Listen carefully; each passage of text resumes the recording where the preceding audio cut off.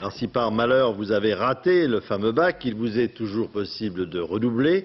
Et puis il y a tout de même une vie tout court et une vie professionnelle sans le bac, contrairement à ce que certains pensent. Toute une série de BTS sont à votre disposition, encore des écoles privées spécialisées avec une réelle formation à terme. Florent Muller et Michel Levasseur sont allés au renseignement pour vous. Le premier conseil, c'est évidemment de dire de repasser son bac, parce que c'est quand même primordial d'avoir son bac pour suivre une filière d'enseignement supérieur.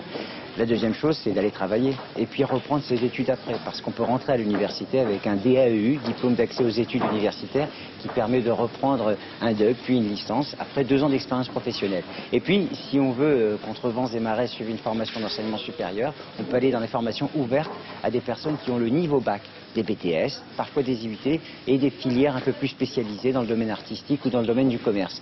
Et bien sûr, il reste enfin la qualification ou l'apprentissage qui sont également ouvertes, des formations qui sont également ouvertes aux titulaires ou non titulaires du bac. Mais c'est vrai que l'apprentissage, ça regroupe toutes les qualités.